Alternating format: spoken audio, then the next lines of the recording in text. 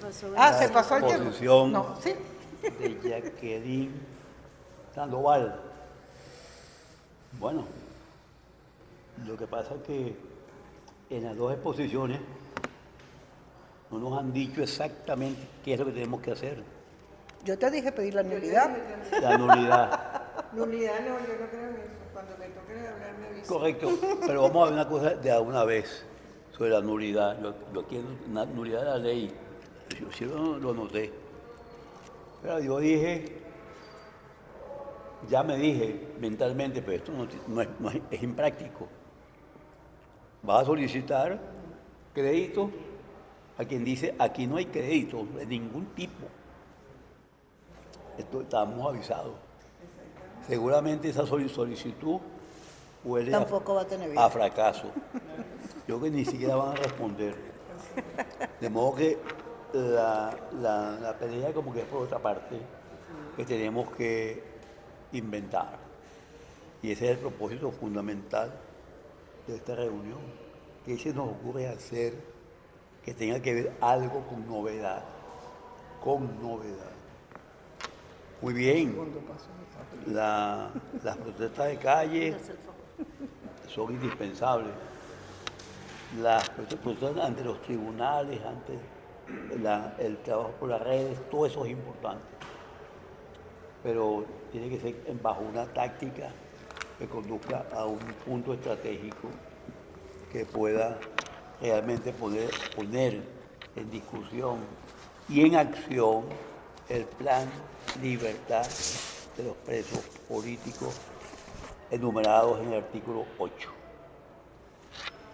Dicho esto, paso a darle la palabra a la periodista Andreina Baduel, que tampoco voy a hacer presentaciones de ella, porque es bien conocida Andreina.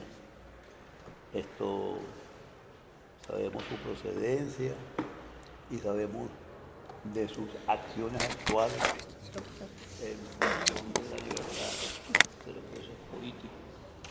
Por supuesto, con familiar preso hoy y familiar preso ayer. El ayer en las peores condiciones, en las más trágicas condiciones de este periodo. Hemos sostenido simplemente que un hombre de esta cátedra, como fue Raúl Isaías Baduel, fue asesinado. Así es. Asesinato ilícito. Y lo hemos mantenido públicamente, y lo seguimos manteniendo públicamente. Repito, asesinado.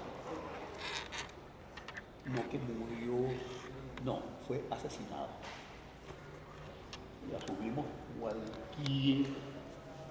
responsablemente nuestra afirmación y explicar por qué y cómo fue asesinado. No se asesina únicamente que toma un revólver y dispara. Hay otra forma de asesinar.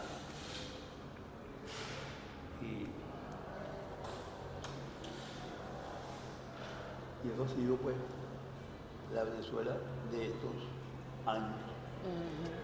Y creo que el caso de Raúl Isaías habrá que estudiarlo, porque respecto a ese caso hay muchísima confusión. Sembrada, por supuesto. Sembrada. De estas cosas en el pasado, hablamos con Andreina. Hoy retomamos esa preocupación. Andreina Baduel, con ustedes. Gracias. Bueno, primero agradecer el espacio, saludar esta iniciativa. Yo soy fiel creyente que cada espacio que se pueda propiciar para escuchar a las víctimas es súper oportuno, y más en estos tiempos. Y como bien decían quienes me antecedieron, esta es una ley de amnistía que no procura la paz ni la justicia, como debería ser el fin de una ley de amnistía. Esta es una ley de amnistía excluyente, una ley de amnistía que promueve la impunidad, que prolonga el dolor y que potencia la injusticia. Y en ese sentido queremos decir que incluso la discusión de la misma se hizo sin siquiera escuchar a las víctimas. Ellos vinieron a escuchar a las víctimas porque nosotros nos impusimos y fuimos a la asamblea. Y fuimos a la asamblea una vez que estaba convocada la segunda sesión de la discusión de la misma. Y ellos creían que por suspender esa sesión nosotros íbamos a suspender la actividad. Y no fue así. Hubo una participación nutrida de más de 200 familiares que se apostaron a las afueras de la asamblea y eso obligó a que ellos escucharan a las víctimas, porque no lo habían querido hacer. Si hubiesen tenido la real voluntad política de hacer las cosas distintas, hubiesen ido a las cárceles y no fue así. Porque como mencionaron también, desde hace 46 días tenemos familiares en las afueras de todas las cárceles donde tenemos presos políticos. Particularmente en el Rodeo 1 se ha convertido en un bastión de resistencia y de dignidad, luego de ser una cárcel donde hasta a mí los familiares me veían con miedo, porque les metían mucho miedo de que si eran parte del comité, iban a suspender la visita. Evidentemente, con acciones ejemplarizantes, y es que si alguien era aislado en el Rodeo 1 con mucho más tiempo y mucho más hazaña que los otros presos políticos, era mi hermano. El año pasado, 2 aislamientos prolongados, uno de 111 días y uno de 41 días, solo como mecanismo de coacción y de mensaje ejemplarizante para el resto. Afortunadamente nosotros no cedimos a presiones y yo creo que las víctimas hoy más que nunca juegan un papel protagónico para no permitir que esa narrativa de mentira del régimen se imponga.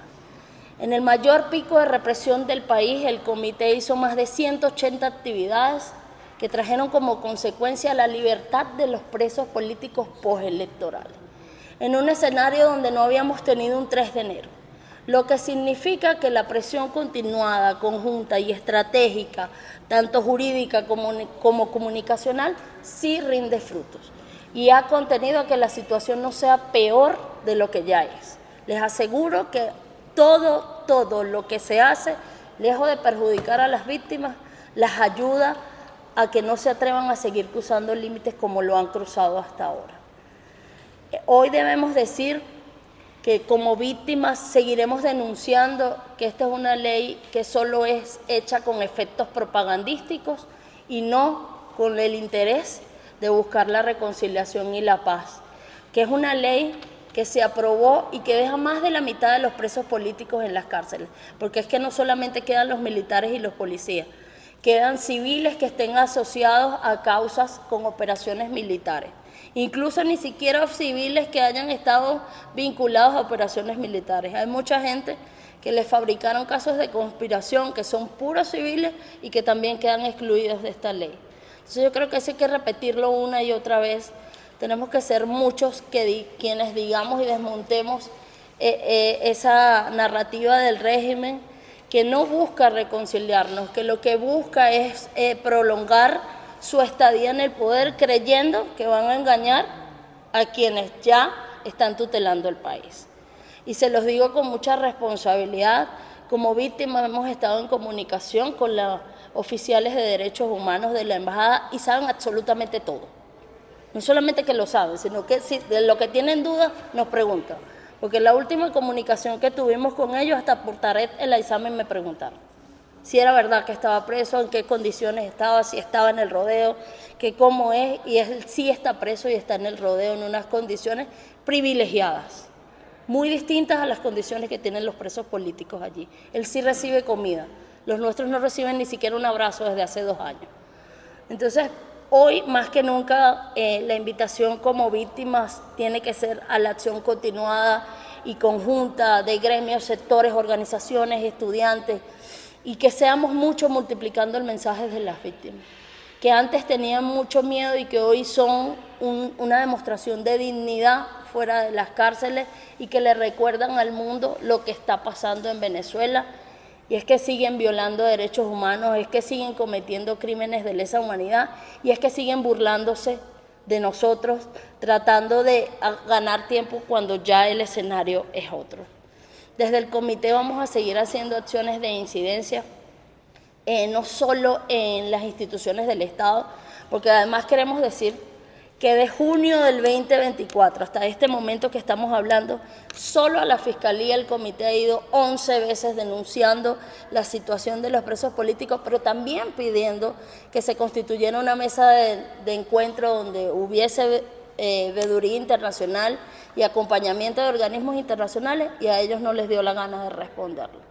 Entonces, no ha sido por la acción de las víctimas, sino que simplemente ellos no quieren hacer las cosas distintas y no se lo podemos permitir. Hoy tenemos que ser mucho hablando sobre lo que está tratando de hacer el régimen con esta ley de amnistía, que es lavarse la cara, e insistir una y otra vez en la libertad plena e inmediata de todos los presos políticos, insistir que las condiciones de reclusión no han cambiado. Hoy el helicoide, gracias a Dios, no es ni la mitad de lo que era antes, gracias a la denuncia. Hoy el centro de tortura ejemplarizante es el Rodeo 1 y Guaycaipuro, y eso hay que decirlo, eso hay que repetirlo una y otra vez. Yo he creído que lo he dicho 1000 veces y siempre me doy cuenta que mucha gente desconoce que a los familiares de los presos políticos en el Rodeo 1, y la doctora lo sabe porque lo vive, nos obligan a ponernos una capucha para ingresar a un área de visita en donde además vemos a nuestro familiar solo a través de un vidrio, hablamos por un teléfono, y eso no ha cambiado después del 3 de enero. Eso hay que decirlo, porque si ellos quisieran hacer la diferencia, ¿por qué no comienzan por tratar con respeto y con dignidad a nosotros? No es un favor, ellos tienen derecho. Eso tiene que cambiar y no lo han cambiado. Eso pudiesen fácilmente cambiarlo con una llamada mientras terminas todo este proceso, y no lo han querido hacer. Entonces tenemos que ser muchos diciendo lo que sigue pasando en las cárceles, las amenazas que siguen infringiendo a las víctimas, y pidiendo la libertad plena e inmediata. Basta con que se revise uno de esos expedientes para que se sepa que esos expedientes son casos que tienen que ser cerrados y sobreseídos, porque no hay ni un solo elemento de convicción que sirva para mantenerlos en cautiverio. Yo coincido en gran parte con quienes me antecedieron. Yo no promovería un indulto, porque para mí quienes tienen que pedirnos perdón a nosotros son ellos, no ellos a nosotros, no ellos perdonarnos a nosotros. Insisto, nos funcionó la presión sostenida antes del 3 de enero y estoy segura que hoy no será la excepción.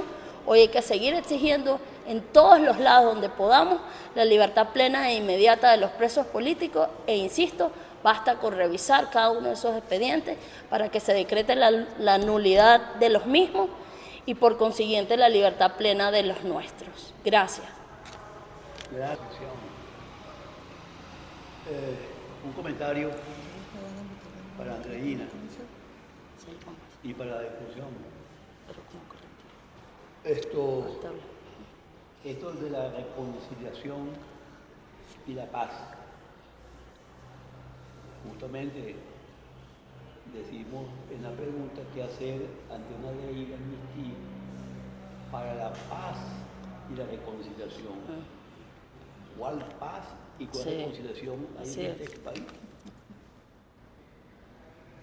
Y si uno va a pensar que con el cambio, comillas, del 3 de enero, se restableció